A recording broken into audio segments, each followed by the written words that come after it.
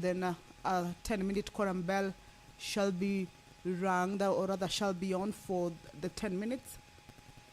This is to give room for the members of the Senate who may be within the precincts of Parliament but yet to make their way into the chambers to be able to hasten their steps and get into the chamber. And if that is not attained at the lapse of the first 10-minute quorum bell, a further 10-minute second round of the quorum bell shall be rung. But remember, the standing orders provide that if at the lapse of the second one, if there is no quorum, then the House stands adjourned until the next sitting. However, we understand that this morning, this is a day that has been allocated, rather a sitting that has been allocated for the members of the Senate to be engaging cabinet secretaries on various matters. These are issues or concerns that the senators normally forward to the ministries for the cabinet secretaries to be able to do further research or more research, and when they appear before them at the Senate chambers, they provide a comprehensive or a detailed report or answer to the particular questions or concerns that the senators may have forwarded to their ministries. So this day we understand that 3 cabinet secretaries have confirmed that they will be appearing or that they will be availing themselves to respond to these questions. However, we can see that the senators are not yet in the chambers. We hope that they will be able to raise that particular quorum because what it means is that if that quorum is not raised, then that business that has been lined up for consideration this morning will not be able to be transacted. A business that consists the invitation of the cabinet secretaries before the House to be able to respond to the concerns that the members forwarded to the ministries. And if the cabinet secretaries have confirmed their appearance, then that means if the senators failed to show up, that means that the cabinet secretaries will not be able to, or rather take the stand and respond to the questions. You will recall that there have been instances that the senators have not been so kind to the cabinet secretaries who failed to show up before the chamber, the senators, at the invitation of the Senate. And this morning, perhaps the senators may not be looking to fail to show up at the Senate. So as the quorum bell is on, and as we hope that more senators will make their way into the chambers, then we shall continue to take a look at some of the questions that the CSs, once they take the stand, will be responding to. Earlier on, I had indicated to you that 3 cabinet secretaries have been invited and have confirmed that they will be availing themselves. And that is the Senator for Marsabit County, Honorable Mohamed Chute, who has made his way into the chamber.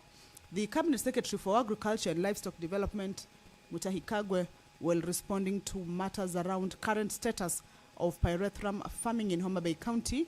And this will include the number of farmers currently engaged in that particular farming, total acreage of land, as well as production trends over the past 5 years. Also, policy reforms that the government is considering to revitalize the pyrethrum sector in the Lake Region economic bloc and country generally. And also any measures that the government is doing to enhance access by farmers to certified pyrethrum plantlets and extension services. The Cabinet Secretary for Energy and Petroleum, Honorable Opio Wandai, this morning, once he takes the stand, will be responding to matters around rural electrification. This will entail the Cabinet Secretary will be required to provide a list of the rural electrification projects that have been initiated by the national government in Makueni County in 2022, 2023, 2024, and 2024-2025 financial years, and provide a status update on each. This is a question that will be coming from the Senator for Makueni County, Honorable Daniel Manzo, and a question regards rural electrification projects that the national government has so far initiated from the financial year 2022 to 2025. Also, the senator will be seeking to understand from the cabinet secretary any steps that the Ministry of Energy has taken to accelerate the implementation of rural electrification projects in Makueni County and other counties where electricity access remains below 35%.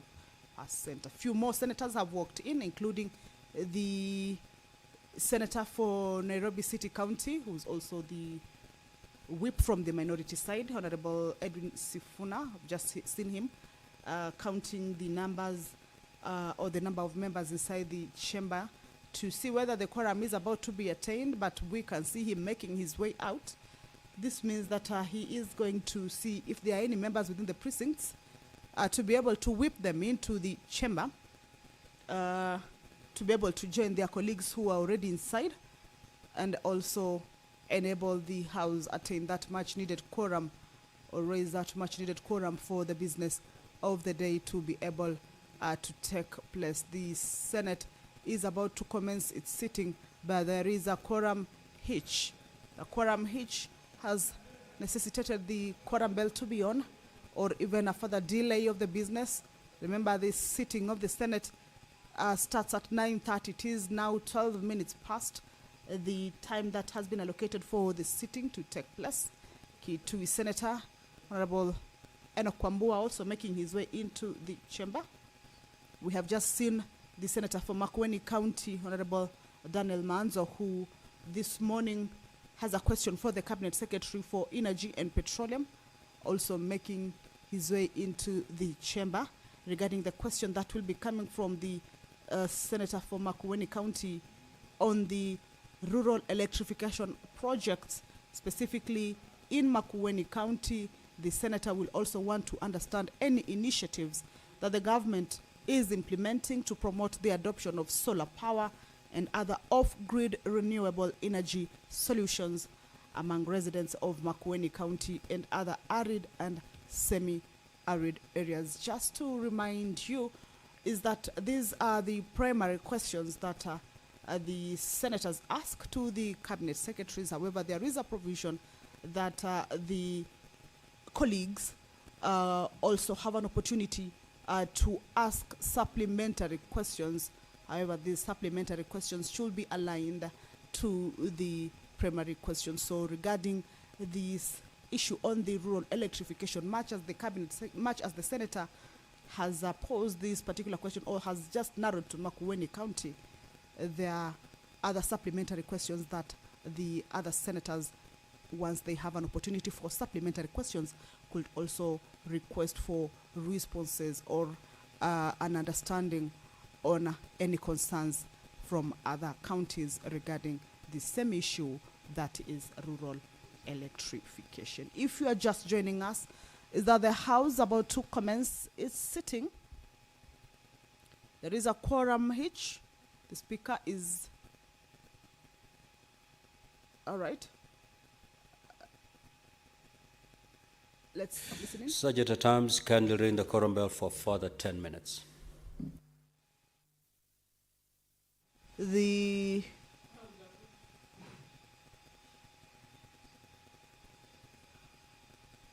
first round of the quorum bell has lapsed. From the directive from the speaker that a further 10-minute quorum bell be rung clearly indicates that the House has not quorated yet for the business to, or rather for the sitting to commence. So the speaker has directed that the quorum bell be rung for a further 10 minutes, and this is as provided for in the House standing orders. But just to remind you is that once the second round of quorum bell lapses and there is a failure at, or rather of the House raising the quorum, then the House will stand adjourned until the next sitting. So we hope that more senators shall be able to make their way into the chamber. At this point, that is where the whips are required to whip the members, but that means only if the members are within the precincts of Parliament. We have just seen that the minority whip has walked into the chamber. but he was not accompanied by any other more members apart from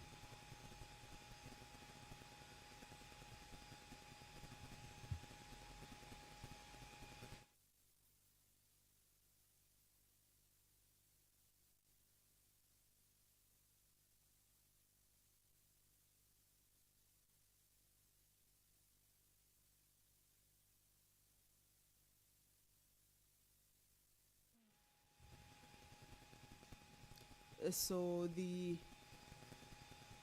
earlier on we saw the Nairobi City County Senator Honorable Edwin Sifuna walk back into the chamber, accompanied by Senator Consolata Nabuire. That would mean that more members are yet to get to the parliament precincts, and we hope and believe that the members will be able to raise that quorum so that the cabinet secretaries who are already within the precincts of parliament shall be able to be ushered in and respond to the concerns that the members had forwarded to the ministries and required responses. The cabinet secretary for energy and petroleum also will be responding to a question from the senator for Tharaka Nithi County, Honorable Mwenda Gataya. This question will be around the frequent power outages affecting Tharaka University in Tharaka Nithi County and its environs.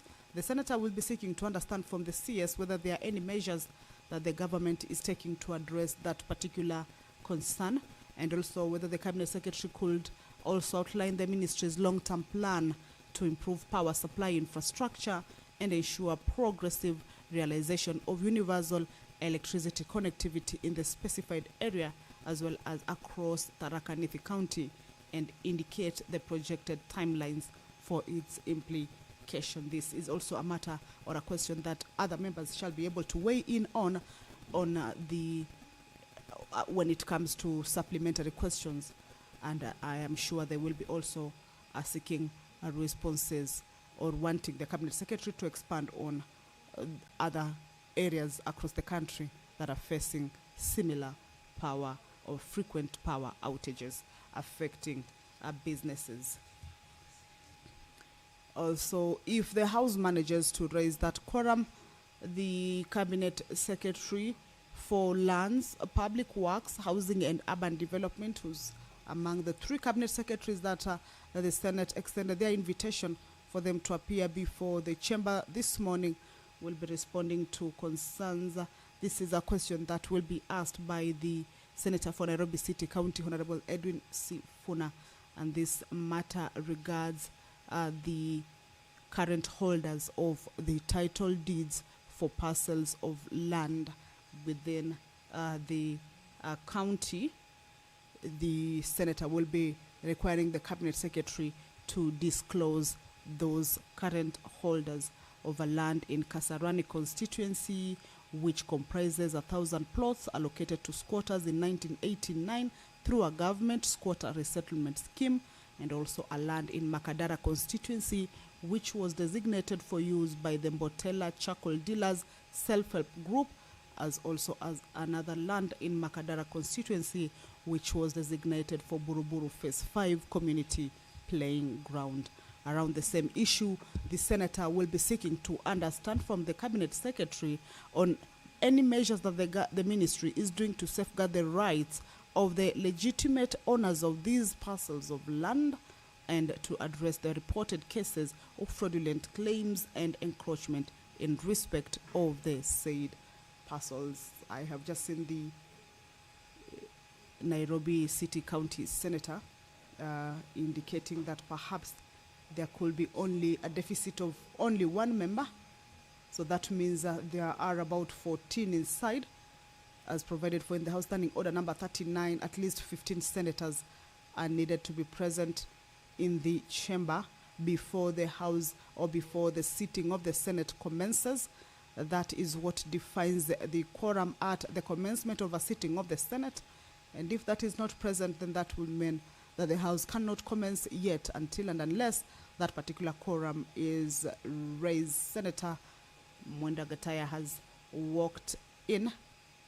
That means that the quorum may have been raised, but of course we shall be waiting for the Speaker to indicate that, and we shall be handing this business back to the House for you to follow on the proceedings of this morning.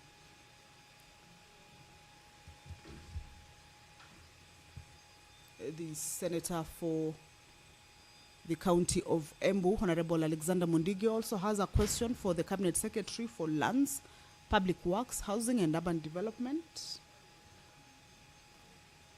The quorum may have been achieved. I will be waiting for the Speaker to inform the House and call the House to order for the business to be able to commence. And once that is done, then the Cabinet Secretaries who are already within the precincts of Parliament shall be ushered into the chamber for them to be able to respond to the questions that the senators had earlier on forwarded to the ministries. Let's listen in. Now, Honorable Senators, we do have quorum now, so we'll start the day's business. Clerk, you may call the first order. Order number 1, administration of oath. Order number 2, communication from the chair. Order number 3, messages. Order number 4, petitions. Order number 5, papers. Order number 6, notices of motion. Order number 7, questions and statements. Now, Honorable Senators, we do have 3 CSs appearing before the Senate today for purposes of responding to 7 questions. Now that we are starting at 9:53, each question will be allocated 20 minutes so that we cover the 7 questions.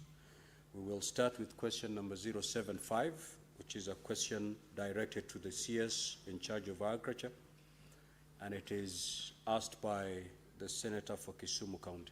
Clerk, can you confirm that the CS agriculture is in the House?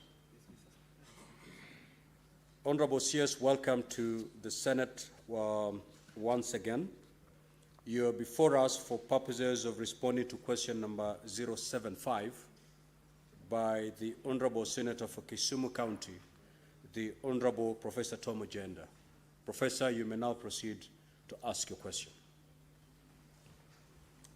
Thank you, Mr. Speaker. Mr. Speaker, question number 75 is in 4 parts. Part A, could the Cabinet Secretary provide details on the current status of pyrethrum farming in Homa Bay County, including the number of farmers currently engaged in farming, the total acreage of land under cultivation and production trends over the past 5 years? 2, what policy reforms is the government considering to revitalize the pyrethrum sector in the Lake Region economic bloc and the country generally?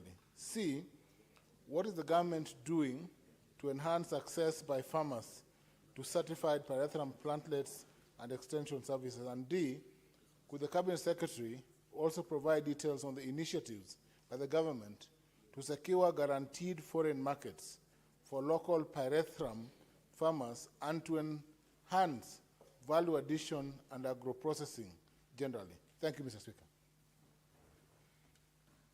Honorable CS, you may now proceed to respond. Thank you very much, Mr. Speaker. And with your permission, Mr. Speaker, I also wish to record my appreciation for the invitation to come to the House, where I also served for 5 years. Mr. Speaker, in response to the Honorable Senator's question, Homa Bay County is not a pyrethrum growing zone, since the climatic conditions are not favorable for such. Homa Bay County is located within an altitude of 1,163 meters to 1,219 meters above sea level, with a rainfall of about 700 to 800 millimeters and an annual temperature of 17 to 34 degrees Celsius. These climatic conditions are not suitable for pyrethrum growing. This was also confirmed, by the way, by the Deputy Governor of Homa Bay County through the letter dated on the 28th of May 2025, which is annexed.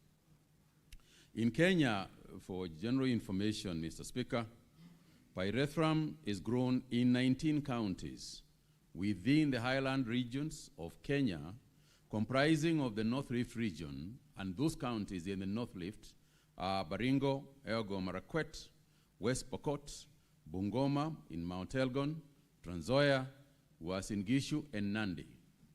In the South Rift region, we have got Nakuru, Kericho, Bomet, and Narok.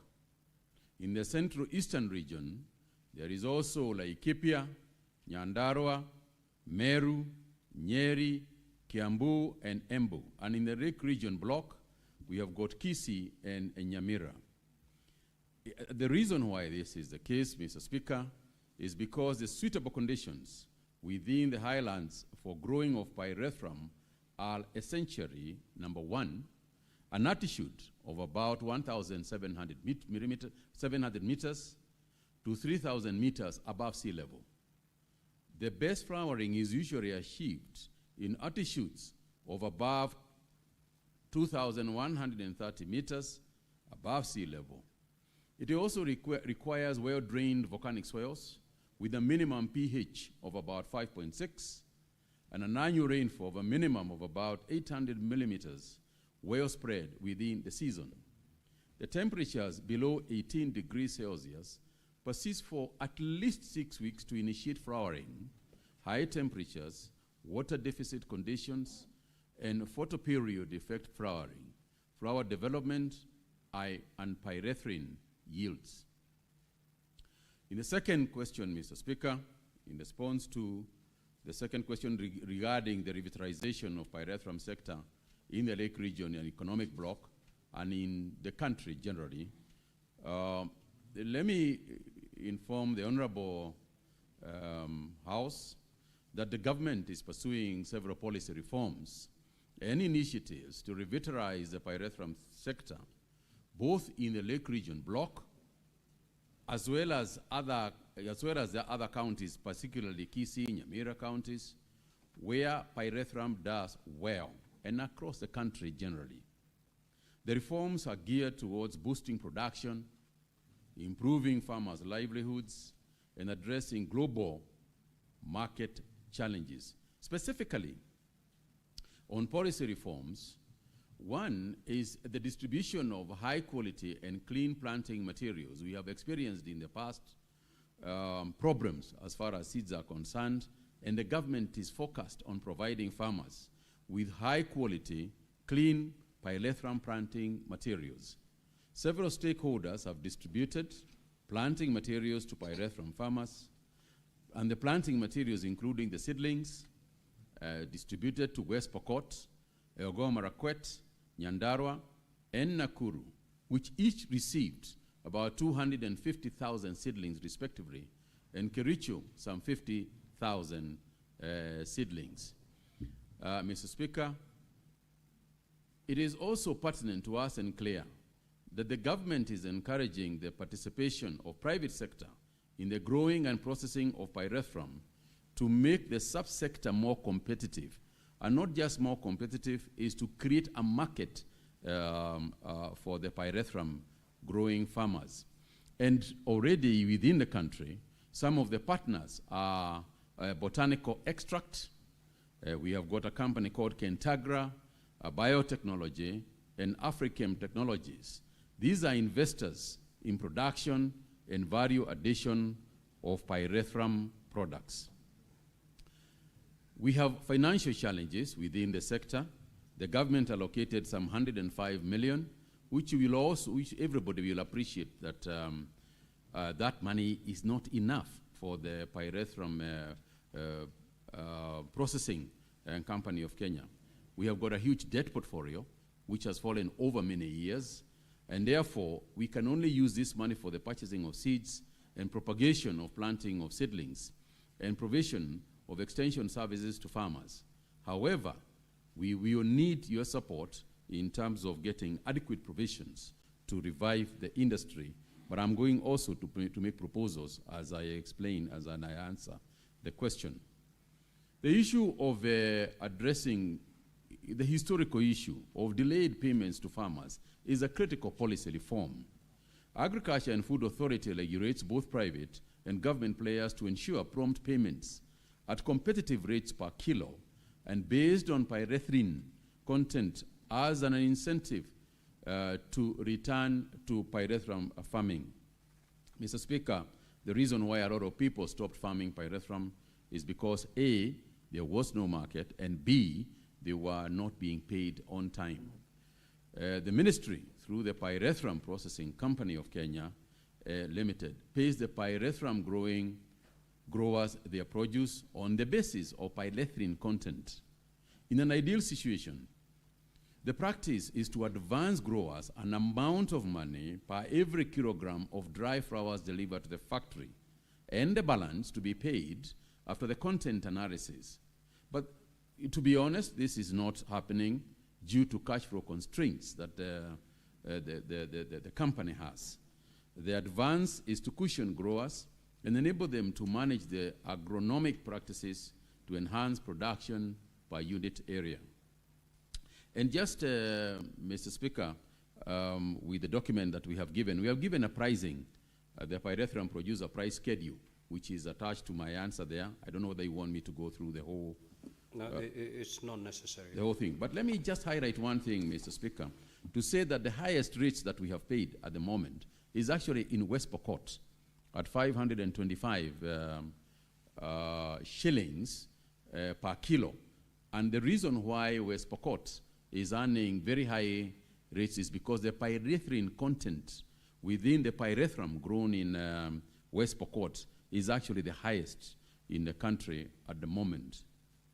Mr. Speaker, we are also looking at liberalizing the pyrethrum sector by encouraging the private investors to join the value chain.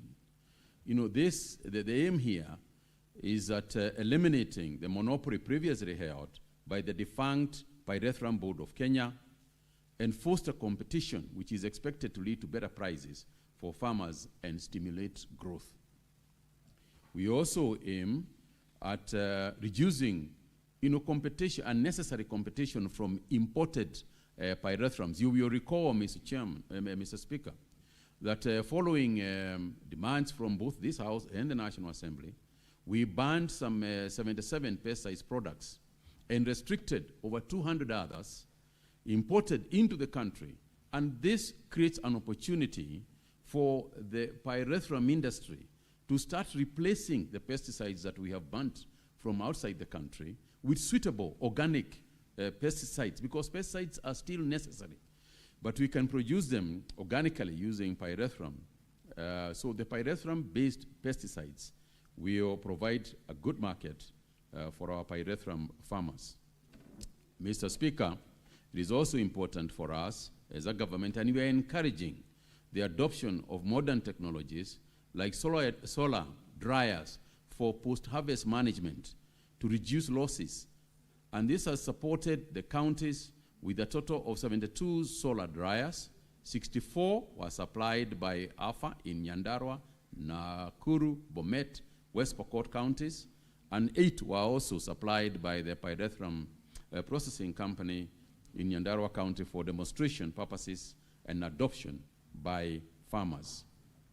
On the third question, Mr. Speaker, that is alluding to the issue of what the government is doing to enhance access by farmers to certified pyrethrum plantlets and extension services, is that the government has been assisting farmers to access pyrethrum planting materials, besides provision of extension services in collaboration with other stakeholders. You will remember, Mr. Speaker, that agriculture is a devolved function, and consequently the extension officers are essentially managed by the counties.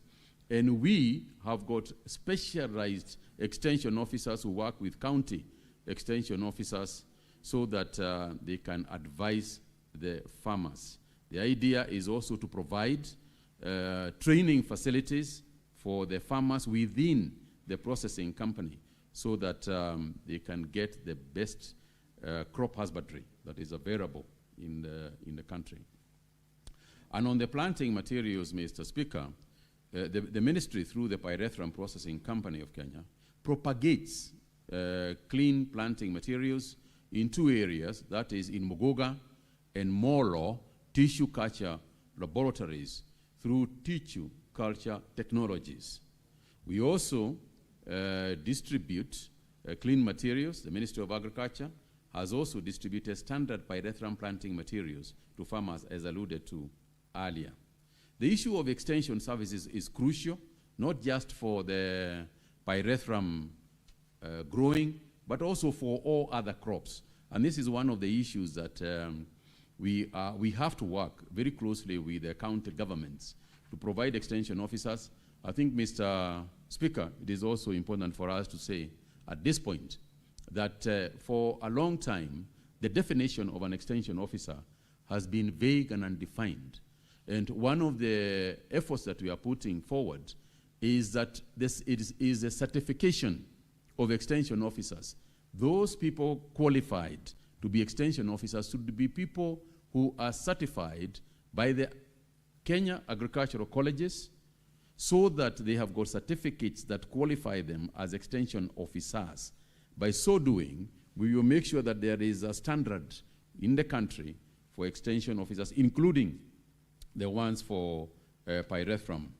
And in the last question, Mr. Speaker, in the issue of the details, to provide the details on the initiatives by the government to secure guaranteed foreign markets, Mr. Speaker, I found several issues within the ministry and within this sector. And to be honest, Mr. Speaker, this has been a very challenging and sometimes frustrating area to deal with in terms of the foreign markets, even though we are exporting. And I will explain why I have said, I've made that statement. The draft crop pyrethrum regulations 2024 under development will provide a framework for the pyrethrum sector, including the requirements for nurseries, processors, and exporters. 2, Mr. Speaker, the pyrethrum products market is segmented, and let me explain this. The US market requires a generation of critical toxicology and efficacy data required by the US regulatory agency, i.e., the Environmental Protection Agency, EPA. The Pyrethrum Processing Company of Kenya is a member of the Pyrethrum Joint Venture, a consortium that includes major stakeholders in the global pyrethrum industry. The government has put in efforts to renew its registrations to EPA. Mr. Speaker, this is important for me. That is a very pregnant statement in terms of our effort to renew, because it elapsed. The renewal, the registration lapsed in the US, and it takes quite some time and quite some money, that we will need in order for us to renew the EPA, registration within the EPA. And only after registration with the EPA, unfortunately for us, it is renewal, not new registration, because the new registration would almost take 2 years. So we are renewing that, and we are putting effort to do so. We have already got somebody, an agent, who is working on doing so. In the European Union, pyrethrum is regulated under the biocidal product regulation, and the registration is coordinated through the European Chemical Agency, what they call ECHA. Kenyan pyrethrum product has been trading in European markets through a network of distributors. Thirdly, the acquisition of international certification standards for quality products, where the pyrethrum processing company is aligning its processing standards to meet good manufacturing practice. That is known as the GMP. Secondly, ISO. Third, the good laboratory practices standards demanded by the global markets. In terms of enhancing value addition and agro-processing, the government, through the same institution, has invested significantly in agro-processing to enhance value addition to pyrethrum products. You will recall, Mr. Speaker, that we have got a new plant in Nakuru, which unfortunately has never been commissioned as a result of a lack of proper management and also a lack of enough pyrethrum within the country. So these efforts have led to the registration and commercialization of 7 pyrethrum-based products targeting pests in animal health, public health, agriculture, commercial, and industrial sectors. Finally, Mr. Speaker, the government has introduced agro-processing zones where pyrethrum processors can access affordable industrial spaces to process pyrethrum-based products. I submit, Mr. Speaker. Senator for Kisumu County, do you have any supplementary questions? Thank you, Mr. Speaker. Just one question. The Honorable CS for Agriculture, at page 4, you have indicated the allocation to pyrethrum of Kenya shillings 105 million in the financial year 2024-2025. Are there any earnings? Could the Minister clarify whether there are earnings from pyrethrum, if any? Senator Wambua.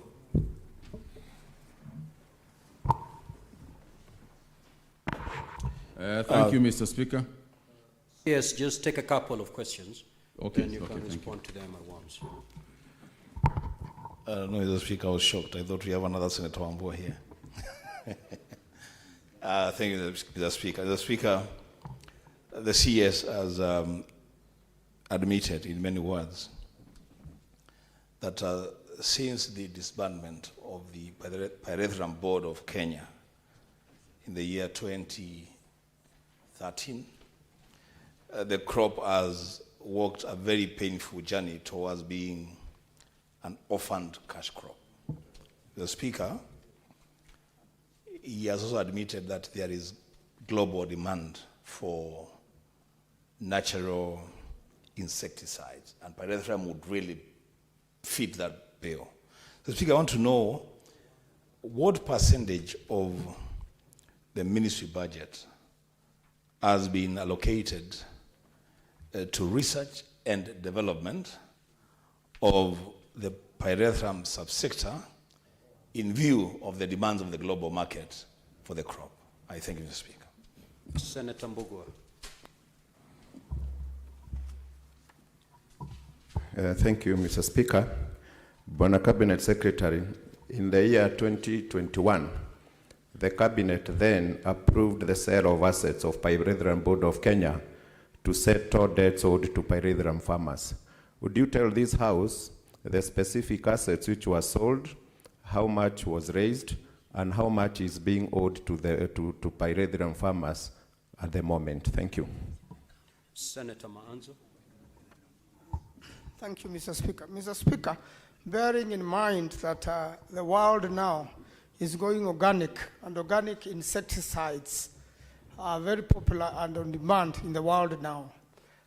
What programs does the Cabinet Secretary have for the future so that we may capture this market and make sure that pyrethrum is back on track, no more debts, and we are able to make profits worldwide? Thank you, Mr. Speaker.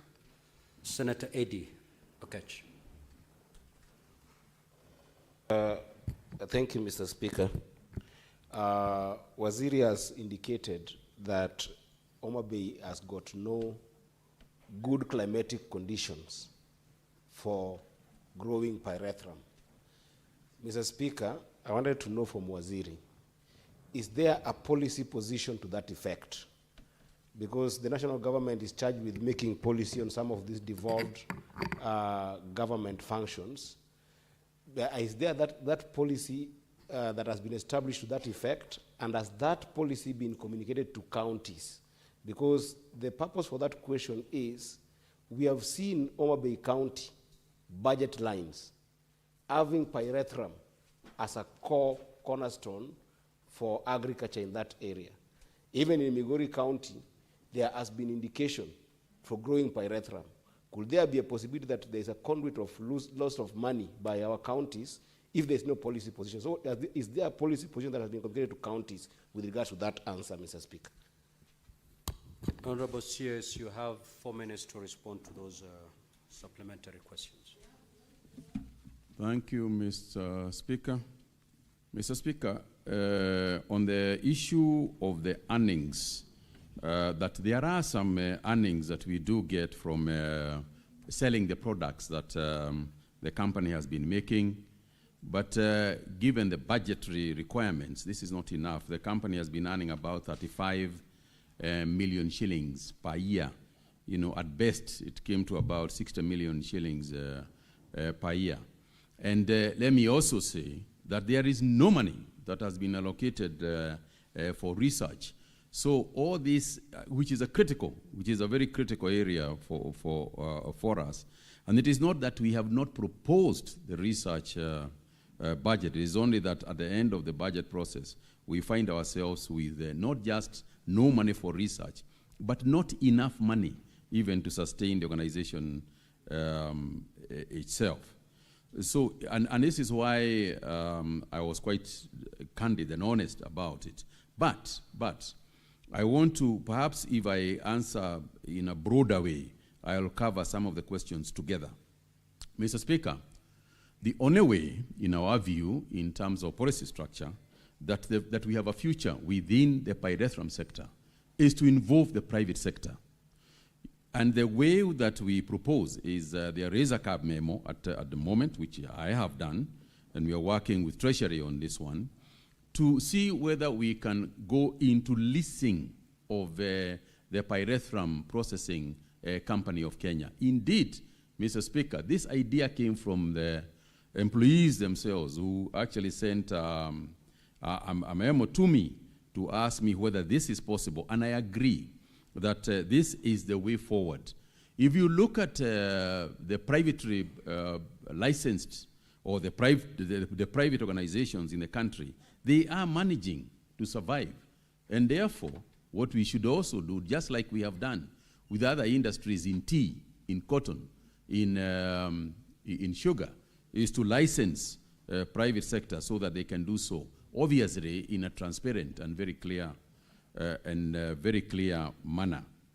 Mr. Speaker, let me just for a little bit also address the issue of the debts and the assets of the organization.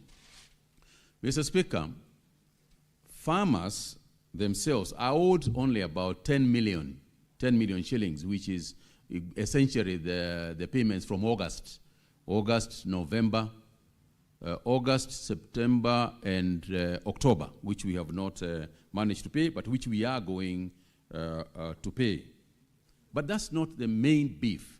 The main challenge, Mr. Speaker, is that the debt portfolio of the organization, and that also comes back to the question that was asked about what we are doing about the debt. The debt portfolio of the organization is some 3.5 billion.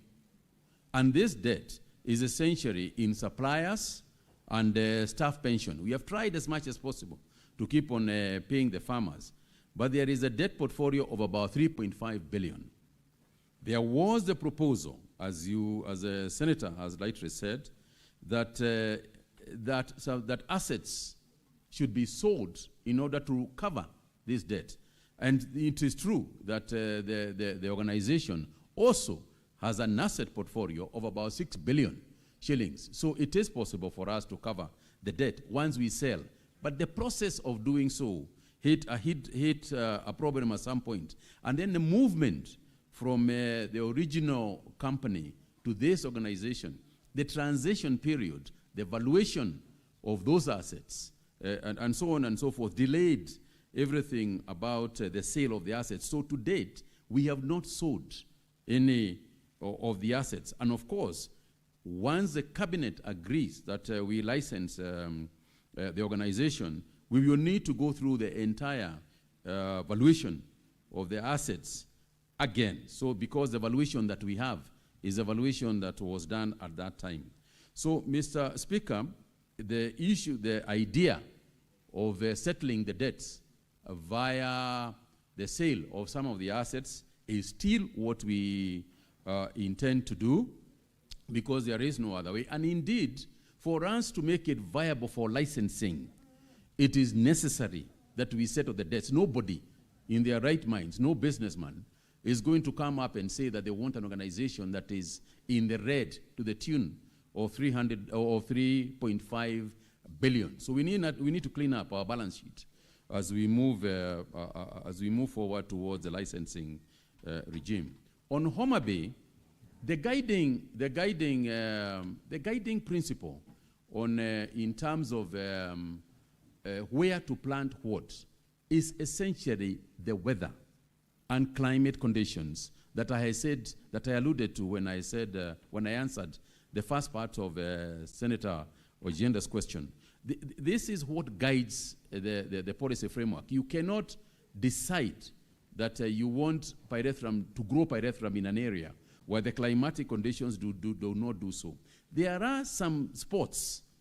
There are some spots within Homa Bay, some hilly spots that there is experimenting going on to see whether indeed it is possible to grow pyrethrum there. But largely, this is not going to be a big crop in the Homa Bay area simply because of the climatic conditions. There are other crops like palm oil that are very, very suitable, for Homa Bay. And indeed, we are in engagements with the county government regarding how we can support the production of palm oil, which perhaps will be the premier crop in that county in the future. Mr. Speaker, I think I have addressed all the questions that were asked. I submit. Thank you so much, Honorable CS. We will terminate our interaction with the CS at that juncture. We will therefore allow the CS to leave at his own pleasure. We will now move to question number 105. Clerk, you may usher in the CS in charge of energy.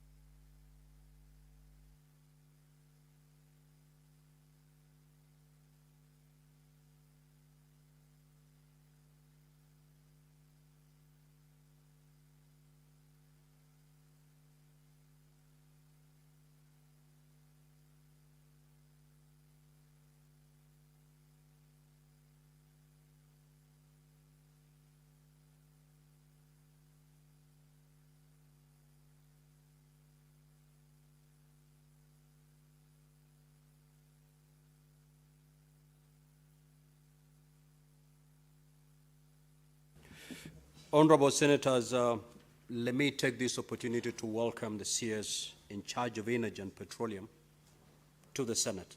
Now, Honorable CS, you are before the Senate for purposes of responding to question number 105 and 123.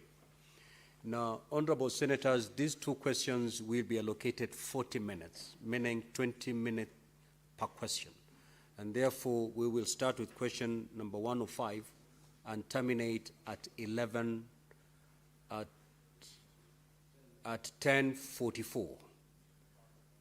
And thereafter, we'll proceed to question number 123 to terminate at 11:05. I will therefore call upon the Senator from Makueni County to proceed and ask question number 105. Thank you, Mr. Speaker. Mr. Speaker, could the Cabinet Secretary provide a list of the rural electrification projects initiated by the national government in Makueni County in the years 2022, 2023, 2023, 2024, and 2024-2025 financial years, and provide a status update on each? B, what steps has the Ministry of Energy and Petroleum taken to accelerate the implementation of the rural electrification projects in Makueni County and other counties where electricity access remains below 35%. C, what initiatives in the government implementing to promote the adoption of solar power and other off-grid renewable energy solutions among residents of Makueni County and other arid and semi-arid areas. Finally, Mr. Speaker, D, could the Cabinet Secretary also outline the government's plan to harness solar and wind energy for electrification generation and integration into the national grid, particularly in Makueni County and other arid and semi-arid areas? I thank you, Mr. Speaker. Honorable CS, you may proceed to respond. Thank you very much, Honorable Speaker. I wish to respond or to answer the question number 105 and to put it in context, Honorable Speaker. The national government, under the guidance and leadership of His Excellency President William Ruto, is implementing a robust and elaborate program to extend electricity to every corner of this country, without exception, as I will demonstrate shortly. As a matter of fact, Honorable Speaker, from August 2022 to now, more than 1.2 million additional households countrywide have been connected to electricity. Makueni, of course, being part of that package. Honorable Speaker, during the financial years 2023, 2022-23, 23-24, and 24-25, the government has been able to allocate some Kenya shillings 2.03 billion for Makueni County under the last mile electricity projects, targeting some 18,320 households. A total cost of Kenya shillings 882,581,888 has been committed through REREC for implementation of some 139 projects. The list of these projects, Honorable Speaker, is provided under Annex 1, showing both the approved budgets and their current implementation status. There was a further 4 projects whose survey and design phases were completed and had been earmarked for implementation, but owing to resource constraints, could not be implemented as scheduled and were therefore deferred to the financial year 25-26. Honorable Speaker, Annexes 2, 3, 4, and 5 provide the details of the projects that have been implemented and those that are planned in Makueni County, including their constituencies and design status. Part B, the government of Kenya, as I've said, through the Ministry of Energy and Petroleum, continues to implement various programs aimed at accelerating electricity access in counties where connectivity remains low, including Makueni County. To address funding constraints and expand rural electrification coverage, the government is pursuing additional financing from development partners to scale up ongoing initiatives under the Last Mile Connectivity Project and other complementary programs. In particular, the African Development Bank financed Last Mile Connectivity Project Phase 3, which is currently under procurement, targets some 35 counties across the country, focusing on areas with low connection levels. Under this program, Honorable Speaker, Makueni County has been allocated approximately Kenya shillings 185 million which will facilitate the construction of new low voltage distribution networks and transformer installations to connect hundreds of households. The ministry is also working closely with the Kenya Power and REREC to optimize available resources, rationalize existing infrastructure, and implement grid intensification and extension works to ensure equitable access across all counties. Honorable Speaker, the table that follows, of course, shows the summary of the last mile connectivity projects in Makueni County, with the amounts and the respective number of households. Part C, Honorable Speaker.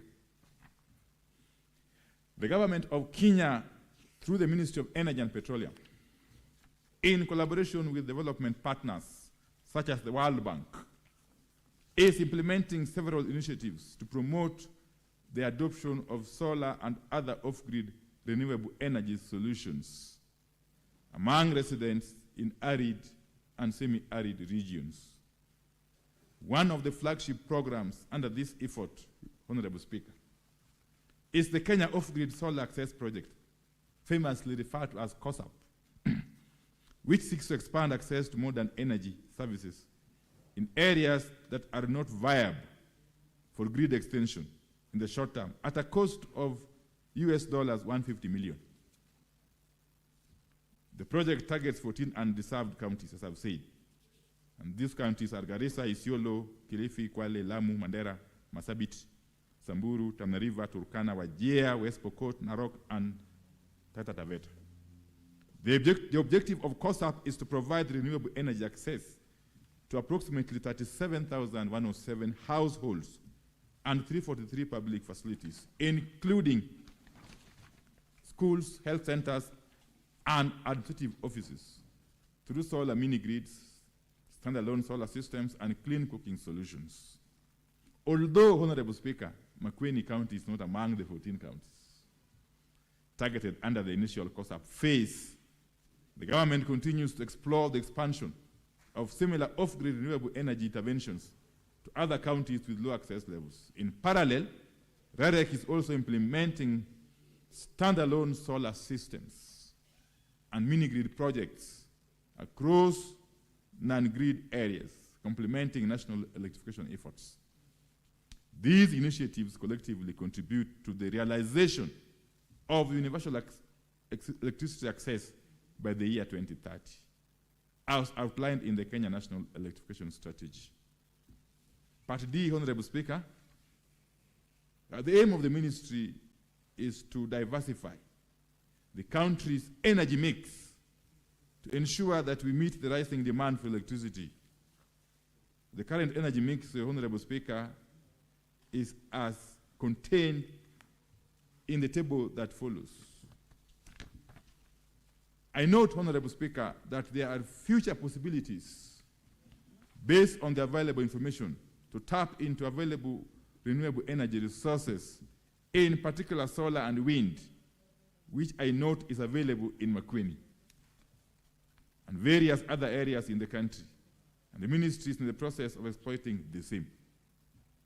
Secondly, Honorable Speaker, the ministry is transitioning to renewable energy auctions that will encourage the private sector to invest more into solar and wind resources and sell their power at competitive prices.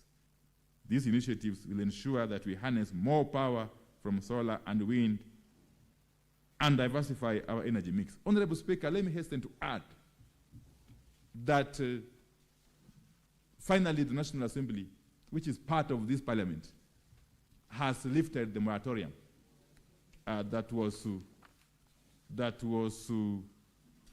imposed by the same House some time back. And therefore, as a ministry and our respective implementing agency, that is Kenya Power, we are now more than free to engage in negotiations with the prospective independent power producers. This will go a long way in addressing the shortfall and indeed to attract more investments. locally and foreign. Thank you, Honorable Speaker. Honorable Manzo, do you have any supplementary questions? Yes, Mr. Speaker. I want to thank the Cabinet Secretary for the effort he has made, and he has clearly indicated that Makueni County doesn't have a budget on part of the solar powering. Recently, Mr. Speaker, the President, while in Qatar, talked about power rationing, and I believe this was with the advice of the Cabinet Secretary.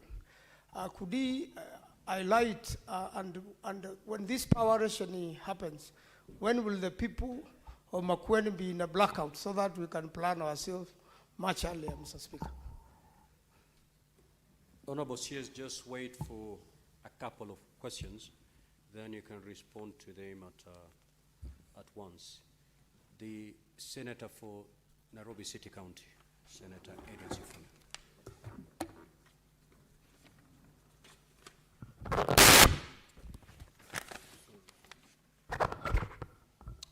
Honorable Speaker, as you know, I am a member of the Energy Committee of this House. This morning, we woke up to news that Kenya Power owes 30 billion Kenya shillings out of this same program of rural electrification, because the government is pushing power to people who cannot actually sustain that power in terms of paying back the power bills. We see it as a photo obsession for the CS of Energy to go into some hut. You can see the economic situation of that house, Honorable Speaker, when the CS is going to switch on that light. Now, my question is this, and Speaker, in fact, the National Assembly, our sister committee in the National Assembly, is now recommending that in order for Kenya Power to pay back that 30 billion shillings, those of us, again, the working middle class in this country, who can afford to pay 2026 in order to raise this 30 billion Kenya shillings to repay this debt. So the question to the Cabinet Secretary, and Honorable Speaker, we were in Kilifi County, where the Speaker comes from. The other complaint, and I'm sure you have interacted with this issue, Honorable Speaker, is that you find somebody has been connected to power, yes, but the power is so unreliable and so low voltage, it cannot power a portion mill for that hustler down there to be able to actually run the business. So the question to the Cabinet Secretary, as you push this power to these people, what plans have you as a government put in place to ensure that the people you are connecting that power to, after they get the infrastructure, are in an economic situation where they can actually pay their power bills? Thank you, Honorable Speaker. Senator Abbas Sheikh. Thank you, Honorable Speaker. First and foremost, I want to thank the Minister for coming and the good work they're doing. However, I know every part of this country, people are crying for power. Honorable Minister, I think I want to talk about my county.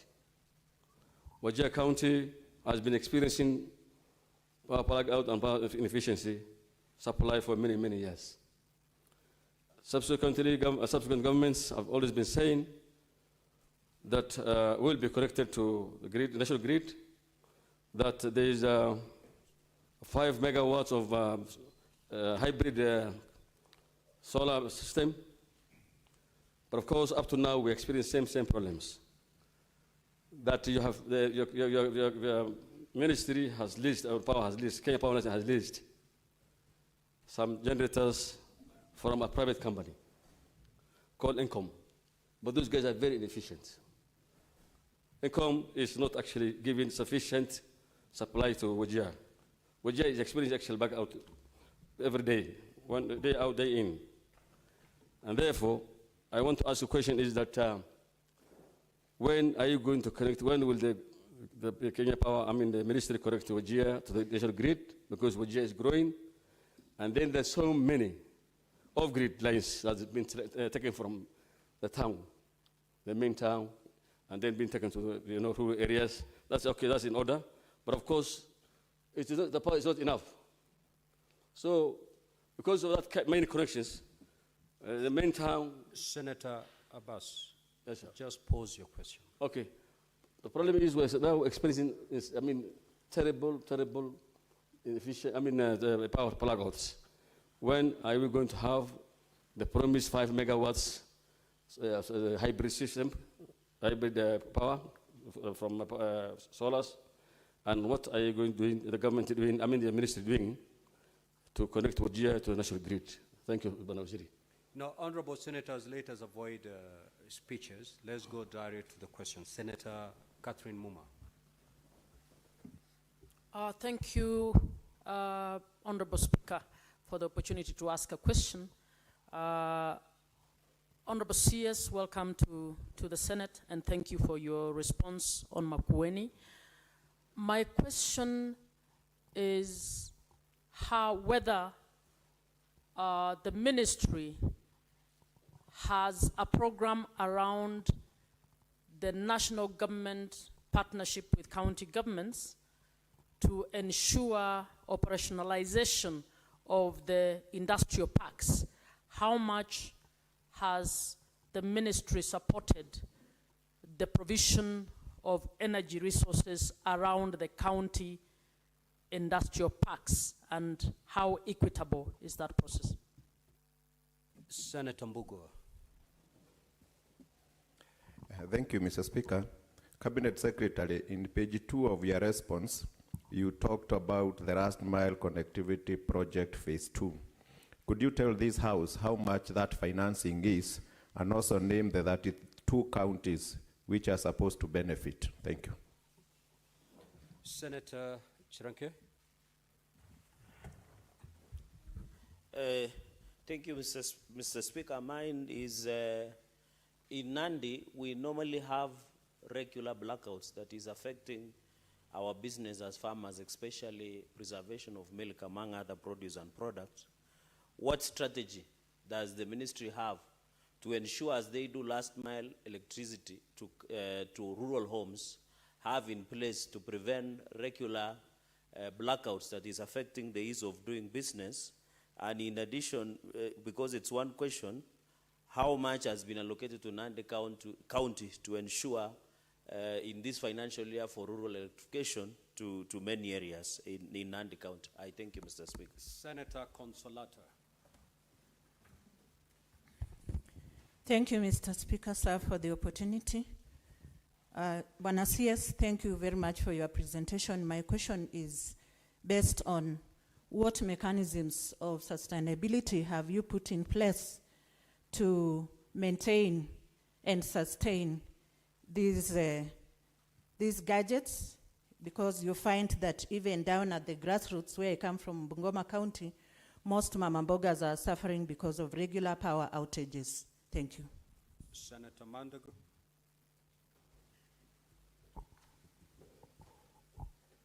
Thank you very much, Honorable Speaker. Honorable Speaker, I just want to ask the Cabinet Secretary, what is he doing to ensure that the cost of the projects they are procuring, particularly in Kentraco, are the actual market costs and not inflated costs? And what are you going to do to resolve the matter that has been hanging around between the court and Kenya Power about the meters that is affecting the connections of rural projects? What are you going to do to address the conflict of interest in those who are involved in that matter? Thank you very much. Now, Honorable CS, you may proceed to respond. You have 5 minutes to do so. 5 minutes. Thank you very much, Honorable Speaker.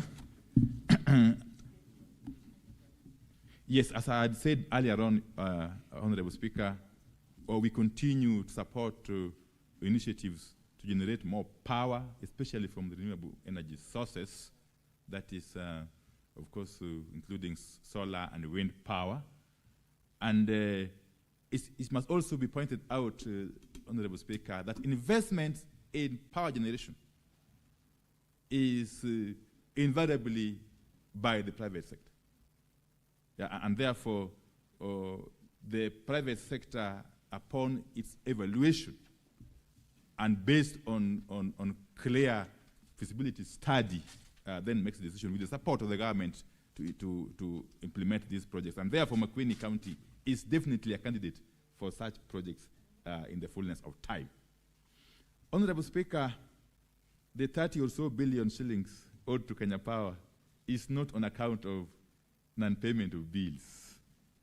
This is basically money that is owed to Kenya Power by REREC for the purpose of for maintenance of lines. And it's something which we are dealing with internally as a sector, Honorable Speaker, and the ministry.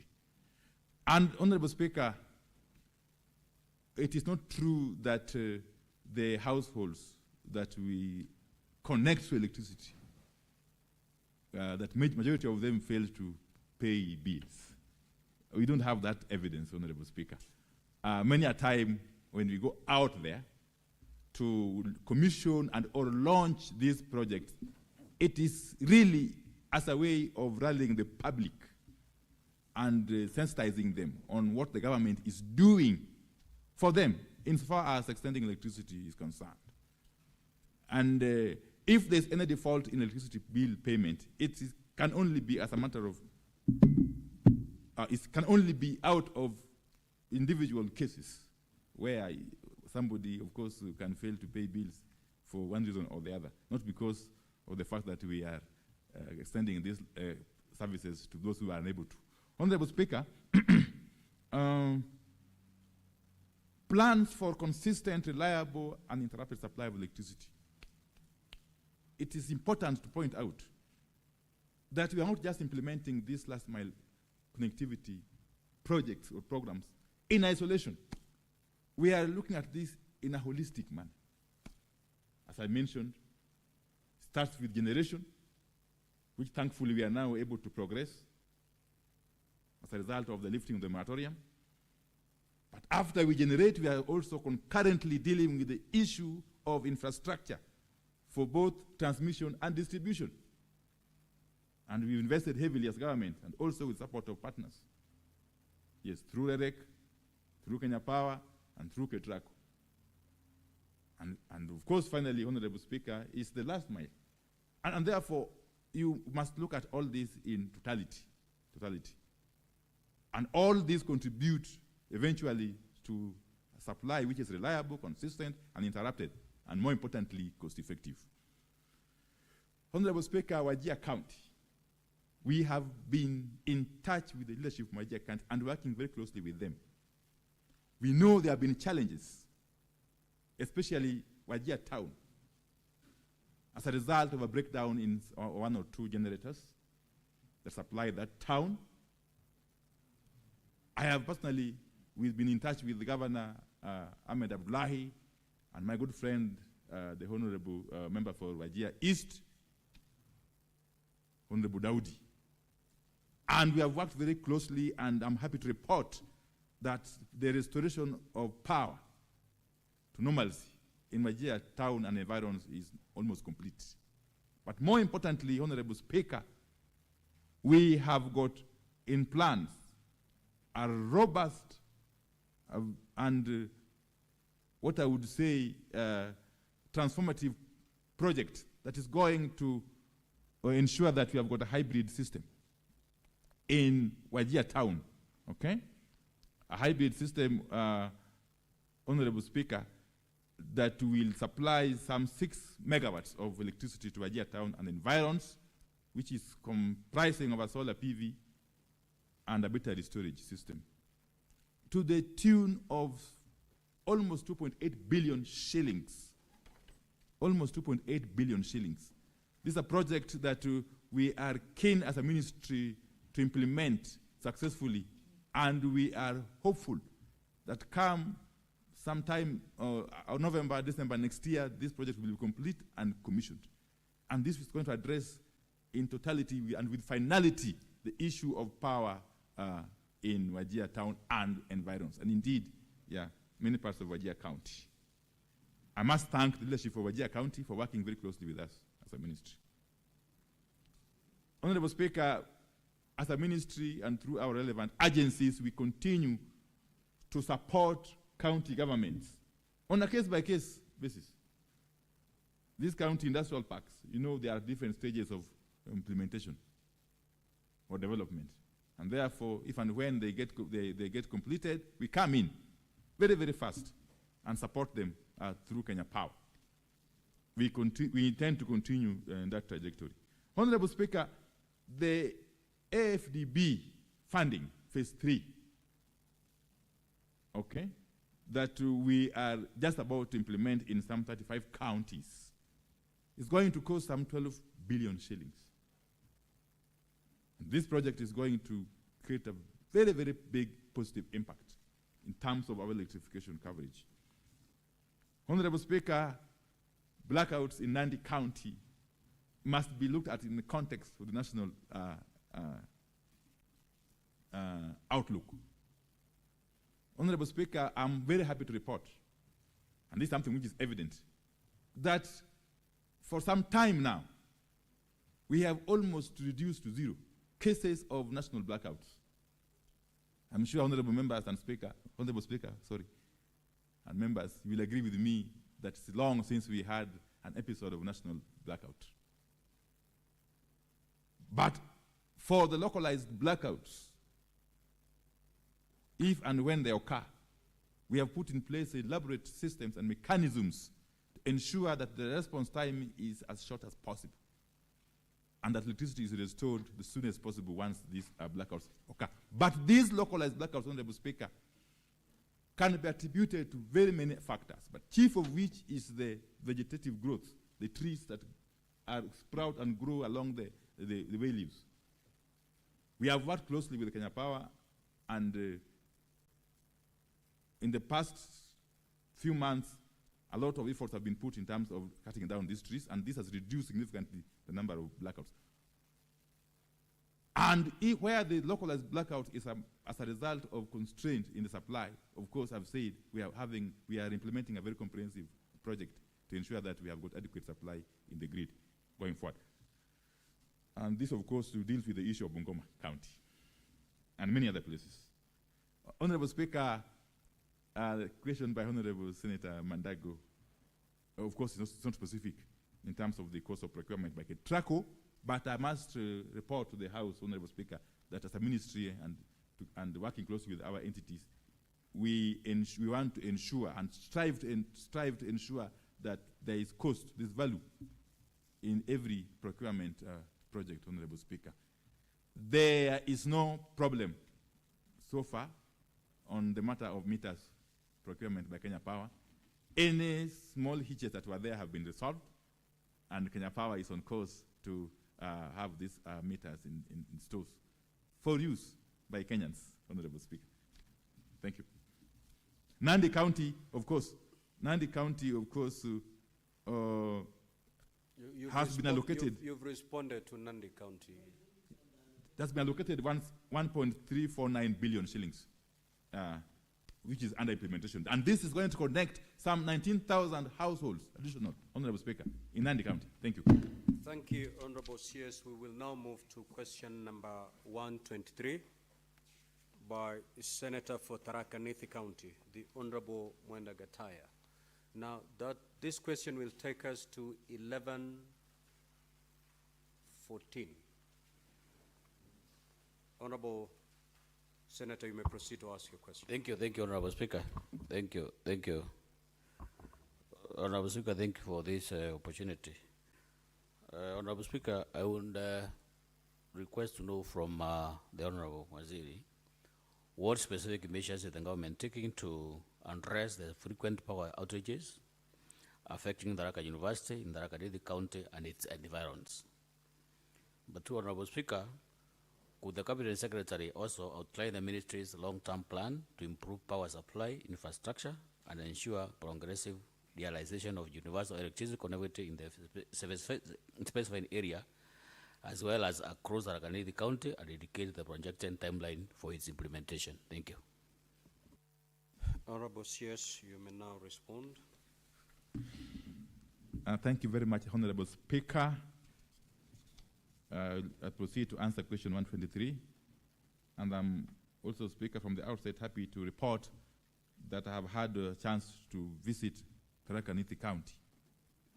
Specifically in July, I was in Tharaka constituency and did extensive tour to inspect the ongoing works insofar as electrification. Installations on sections that have been substantially completed. The overall contract sum is 4,335,838,270. The contract sum for upgrading works is 3,730,612,158, while the sum for performance-based routine maintenance, PBRM, is shilling 605,226,112.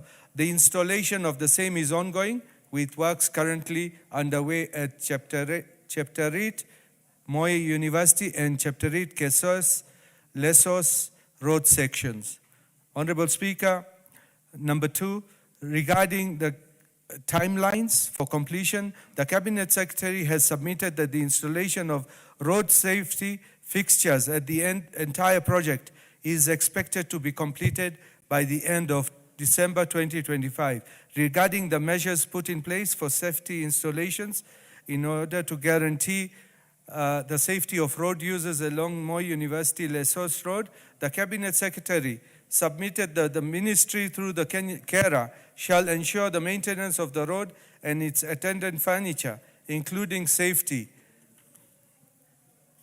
installations, is undertaken through the project's performance-based routine maintenance, PBRM, component for a period of 3 years, and after which the road shall be maintained through the regular RMLF provisions.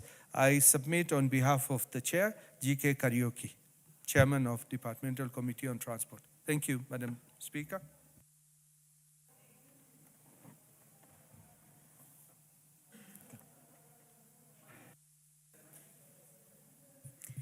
Thank you very much, Honorable Rahim, on behalf of the Chair Transport and Infrastructure. Honorable Kitur, is the response satisfactory? Thank you very much, Madam Speaker, for giving me the opportunity to respond into this answer that is not satisfactory to a greater extent, because first of all, I want to appreciate that you've given the broader overview of this road. This road, danger that comes from Danger Chemuswa, that is from the side of Chesumei, comes all the way to Chepterit, to Moi University. That is Mgwen. And then again, the section that I was very keen is from Moi University to Lesos, where, Madam Speaker, we have had over 7 fatalities, accidents, where we have lost 7 people. And this road was completed about 4 or 5 months ago. And the road is not marked. There are no signages. And that is the reason why I had asked this question. And the answer that I've received today indicates that they will be doing this before end of December 2025, which was part of the question I'd asked. But the question I'm asking is, why didn't you prioritize this initially?